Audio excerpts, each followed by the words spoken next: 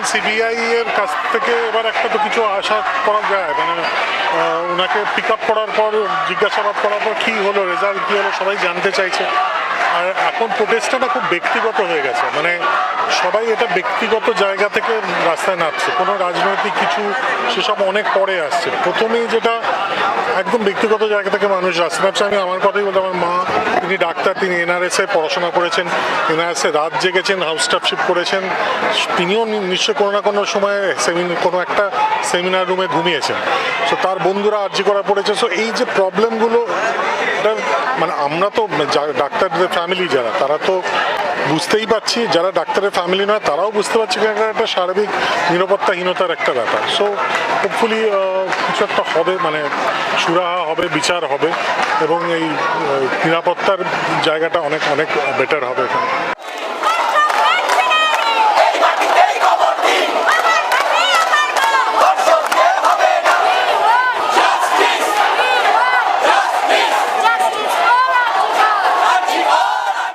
কথাগুলো হচ্ছে মহিলার সুরক্ষা মানে অত্যন্ত কড়া করতে হবে এবং এই নৃশংস ঘটনায় একাধিক লোক দায়ী, এ নিয়ে কোনো সন্দেহ নেই। প্রত্যেককে শাস্তি দিতে হবে এবং দৃষ্টান্তমূলক কড়া শাস্তি, ভবিষ্যতে কোনো মানুষ এইরকম নৃশংস নয় করতে পারে। এবং শিক্ষা পরিকাঠামো বা স্বাস্থ্য পরিকাঠামো যে নেক্সাসগুলো আছে, যে অন্ধকার জগৎগুলো আছে, যে সেইগুলোকে ক্লিয়ার আউট করতে হবে না। আরজিকরের মতো এরকম একটা ইম্পর্টেন্ট হসপিটাল যাতে নতুন করে আবার প্রাণ পায়, এতগুলো জিনিস মিশে আছে। এবং আমার মনে হয় যতদিন না প্রপার বিচার হচ্ছে ততদিন অবধি মানুষের এই আন্দোলন চলবে, সর্বস্তরে চলবে। আজকে নাট্যকর্মী থেকে সমস্ত কর্মী, গৃহবধূ থেকে শুরু করে এবং সর্বস্তরে চলবে। রাজনৈতিক দলগুলো যে আন্দোলন করছে করুক, কিন্তু সাধারণ মানুষ, খেটে খাওয়া মানুষ, শিল্পী থেকে শুরু করে গৃহবধূ, একজন রিক্সা চালক থেকে শুরু করে সবাই, গাড়ির চালক, সবাই এই আন্দোলনে সামিল হবে বলে আমার ধারণা এবং হয়েওছে। 14 তারিখ প্রমাণ করে এটা 8 বছর থেকে 80 বছর কেউ ছাড়ে, তার মানে মানুষের মধ্যে ক্ষোভ জমে।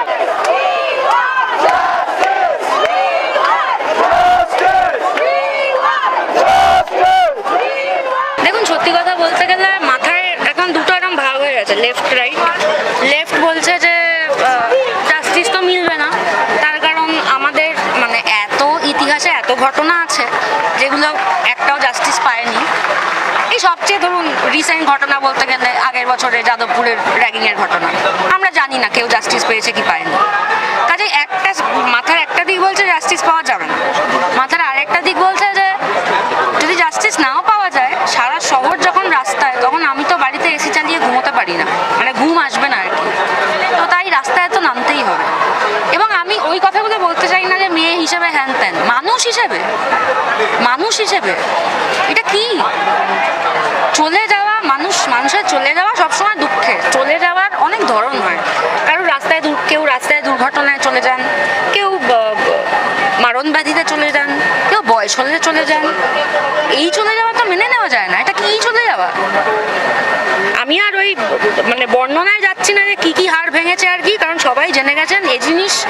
মানে যতবার বলা হয় এবং নিউজ চ্যানেলের সামনে প্রচুর বাচ্চারাও বসে থাকে, আমি এর বর্ণনা দিতে চাই না, কিন্তু মানে এটা কি, এটা বারবারিক, এটা মেনে নেওয়া যায় না। এবং ডাক্তারকে এইটা করা, সেটা তো আরেকটা অন্য প্রসঙ্গ, সেটাতে আমি যাচ্ছি না। মানে মানুষ এত অকৃতজ্ঞ, কিছুদিন আগে কোভিড গেল, মানুষ ভুলে গেল যে কারা আমাদের বাঁচালো। আজকে দুদিন আগে যে কোভিড গেল, সেই কোভিডে এতজন ডাক্তার যে আমাদের বাঁচালো, তার মধ্যে কত ডাক্তার মারা গেলেন আমাদের বাঁচাতে গিয়ে, মানুষ ভুলে গেল। সারাক্ষণ দেখি ডাক্তারদের অ্যাগেনস্টে কমপ্লেন, ডাক্তার এই করছে না, ডাক্তার ওই করছে না, ডাক্তার তাই করছে না। সরকারি হাসপাতালগুলোর অবস্থা দেখেছেন? আমার প্রচুর বন্ধু বান্ধব ডাক্তার, আমি জানি বাথরুমের অবস্থা। এভাবে মানে ডাক্তার তো একটা, it is a cerebral job, তাকে তো ভাবতে হবে, সে তো ভেবে কাজটা করবে। গন্ধ বেরোচ্ছে বাথরুম থেকে, এই অবস্থায় ডাক্তারি করা যায়? একজন মানুষ যিনি ভর্তি হচ্ছেন, তার বেসিক তো ক্লেনলিনেস, একটা হসপিটালে তো ক্লেনলিনেস থাকবে, সেটা নেই। তো ডাক্তার কাজ করবে কি করে? প্রথম দিন থেকে তোমরা রাস্তায়, জাস্টিস কি মিলবে? কারণ এখনো অব্দি কারো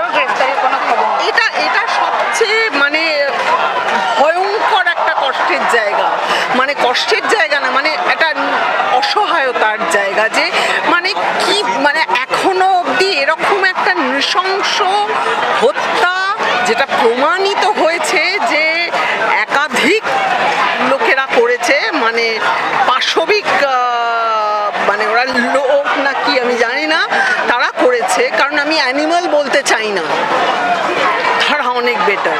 তো এই এখনো অবধি আমরা কারুকে মানে গ্রেফতার করতে পারলাম না, মানে এটা একটা ভয়ঙ্কর, মানে একটা দুঃসহ অন্ধকারের একেবারে অন্ধকার ভীষণভাবে ঘনীভূত হয়ে আসছে।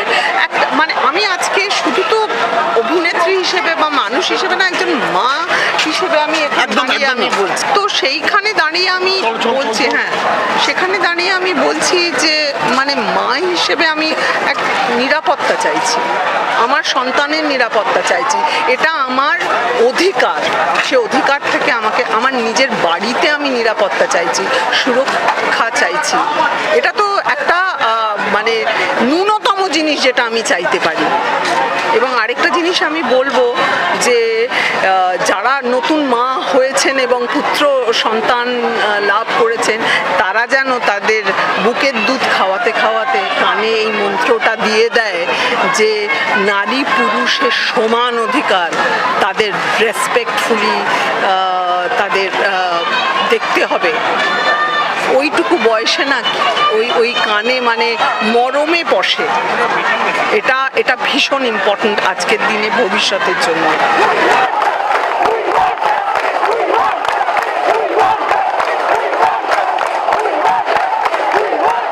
আমরা তো চাইছি মিলুক, এবারে মুশকিলটা হচ্ছে যাদের এইটা হচ্ছে শুধু আমি বলবো না যে রাজনৈতিক ক্ষেত্রে, সমস্ত ক্ষেত্রে, সামাজিক রাজনৈতিক সমস্ত ক্ষেত্রে ক্ষমতা এমন একটা জিনিস, যার হাতে ক্ষমতা, সে চুনোপুটি হোক রাঘব বল হোক, এতটুকু ক্ষমতা থাকলেই সে অপপ্রয়োগ করছে, অপব্যবহার করছে, তার ফলে ঘটনাগুলো ঘটে।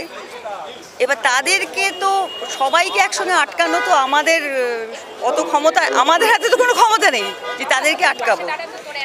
এইবারে আমরা চাইছি জাস্টিস, আমাদের কাজ হচ্ছে চাওয়া, জনসাধারণ আমরা চাইতে পারি, জাস্টিস যারা করবে তাদের ওপর ডিপেন্ড করছে তারা জাস্টিসটা আমাদের দেবে কিনা। কিন্তু দিচ্ছে যে প্রত্যেক ক্ষেত্রেই যেটা দেওয়া হচ্ছে সেটা হচ্ছে প্রহসন, সেই প্রহসনটা আমরা চাই না, জাস্টিস চাই। কারণ নিরাপদ আমরা মহিলারা কোনোদিনই নয়, কালও ছিলাম না, ভবিষ্যতেও হয়তো থাকবো না, এখন তো নেই। সেটা হচ্ছে যে ঘটনাটা ঘটেছে সেটা খুব মর্মান্তিক ঘটনা, মানে সেটা আমরা সকলে জানি। আমরা যে আন্দোলন শুরু করেছিলাম প্রথমে, যে রাজ্য প্রশাসনের হাতে যে দায়িত্ব ছিল, সেই দায়িত্ব থেকে হাইকোর্টের নির্দেশে সেই দায়িত্ব চলে যায় সিবিআই এর হাতে, এবং সিবিআই এরও কিন্তু 4 দিন গিয়ে 5 দিন চলে গেল। আমরা কিন্তু এখনও কোনো রকম মানে 5 দিন হয়ে যাচ্ছে, মানে 5 দিন পরেও সিবিআই, যাদেরকে আমরা মনে করি যে আমাদের ভারতবর্ষে ইনভেস্টিগেশনের একটা আলটিমেটাম, মানে তারা করছে মানে আমরা সব পেয়ে যাব, তারাও কিন্তু 4 দিনের পর 5 দিনের মাথায় কিছু বলতে পারছে না। কেন? মানে আমার প্রশ্ন হচ্ছে কেন, মানে কি এমন আছে, কার ইশারায়, কি ব্যাপারে, কি বৃত্তান্তে এই ঘটনা ঘটলো বা কারা ঘটিয়েছে, এবং হঠাৎ করে এই কনস্ট্রাকশনের কাজ কেন শুরু হলো, এবং মানে আমাদের 14 তারিখ স্টুডেন্টদের উপরে এত অত্যাচার কেন হলো, এই সমস্ত কিছু আমরা জানতে চাই। সত্যি কথা বলতে কি আমরা কোনো রকম কোনো উত্তর পাচ্ছি না। আমি যদি খুব এক কথায় বলি যে আমাদের এই আন্দোলনে যদি একটা মানে আমাদের পজিটিভ, যেটা আমাদের আন্দোলনকে স্যাটিসফাইড, মানে ঠিক আছে আমরা আন্দোলন করছি, আমরা কিছু পেয়েছি, যা দাবি জানিয়েছিলাম সেই দাবির মধ্যে একটাই পেয়েছি যে রাজ্য প্রশাসন থেকে এই কেসটা সিবিআই এর হাতে গেছে। 9 দিন হয়ে 10 দিন হয়ে গেল, এর বাকি কিন্তু কিচ্ছু হয়নি, কিচ্ছু না, নাথিং। যারা অ্যাডমিনিস্ট্রেটিভ পোস্টে ছিলেন আমরা দাবি জানিয়েছিলাম যে তারা যেন অন্য কোথাও কোনো রকম কোনো অ্যাডমিনিস্ট্রেটিভ পোস্টে না থাকে, কোনো অথরিটিতে না থাকে। ইচ অ্যান্ড এভরিথিং রিটিন একটা অ্যাসুরেন্স ফ্রম দ্য আমাদের স্বাস্থ্য ভবন, মানে সব জায়গা থেকে, বাট কোথাও কোনো নেই। মানে আমি বলছি ছোটো ছোটো মেয়েরা এখানে থাকে গার্লস হোস্টেলে, তাদেরকে যেভাবে থ্রেট দেওয়া হয়েছে সেদিনকে, তারা রীতিমতো ভয় পায়, এবং তারপরেও ওরা মানে কি বলবো, প্রশাসন আমাদের কোনো রকম কোনো আশ্বাস দিচ্ছে না যে এখানে এই সিকিউরিটি থাকবে, ওখানে ওই সিকিউরিটি থাকবে, কেউ না, নাথিং, কিচ্ছু পাচ্ছি না। না। আমরা খুব কনফিউজড হয়ে যাই, আর বিশ্বাস করুন আমাদের আর ভালো লাগছে না, আমরা সত্যি আর পারছি না। বিকজ আমরা কেউ রাজনীতিবিদ নই, আমরা খুব সাধারণ বাড়ি থেকে উঠে আসা ছেলে মেয়ে, আমরা শুধুমাত্র ডাক্তারি করতে আসি, এখানে ডাক্তারিটাই করতে চাই, এর বাইরে কিচ্ছু নয়। আমাদের সত্যি আর আমরা টায়ার্ড হয়ে যাচ্ছি। দেখো আমি এইটুকু বলতে পারি আমার জায়গা থেকে, কারণ মানে যারা এখানে ডাক্তাররা আছেন ম্যাক্সিমাম সবাইকে তো চেনা যায় না, এখানে অনেকগুলো ডিপার্টমেন্ট, আমরা কেউই সবাইকে পুরোটা চিনতাম না আগে, এই আন্দোলনের সূত্রতেই আমরা সবাই একসাথে হয়েছি।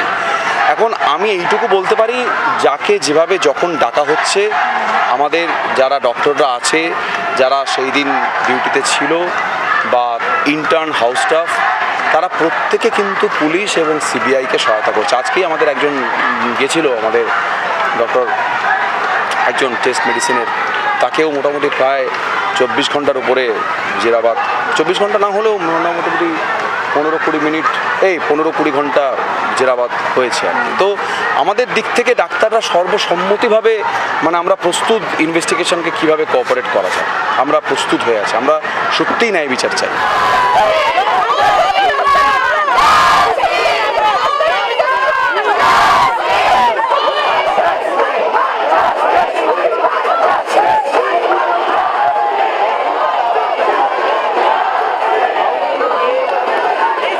গত 7 দিন ধরে যেটা চলছে, হ্যাঁ, এটা বন্ধ করতে হবে।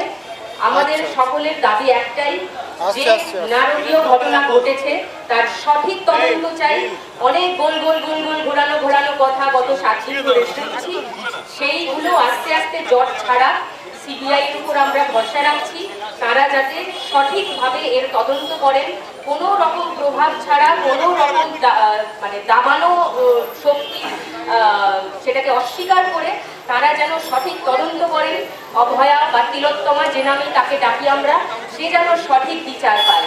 আজকে আমরা থিয়েটার কর্মীরা রাস্তায়, এটা কিন্তু আমাদের কাজ নয়। সকলকে বলতে চাই, অনেকে হ্যাটা করছেন, অনেকে খিলখিল করছেন, এ তো রং মাখা সংসার, যা এরা একদিনের জন্য রাস্তায়, আমরা একদিনই পারবো, রোজ রোজ পারবো না, এটা আমাদের কাজ নয়। আমরা যেন রাত বিরেতে কাজ করে, নাটকের শো করে, শুটিং করে আমরা যেন সেফলি বাড়ি ফিরতে পারি। দলের কাকুদের, জেঠুদের, দাদাদের যেন চিন্তা না করতে হয়, গিয়ে ফোন করবি, জানাবি তোরা এখন কোথায়, video call, route map share করা, লোকেশন শেয়ার করা, এইসব কেন করতে হয়? কারণ আমরা সেফ ফিল করি না। আমরা চাই সেফটি, আমরা চাই সিকিউরিটি, আমরা চাই সম্মান।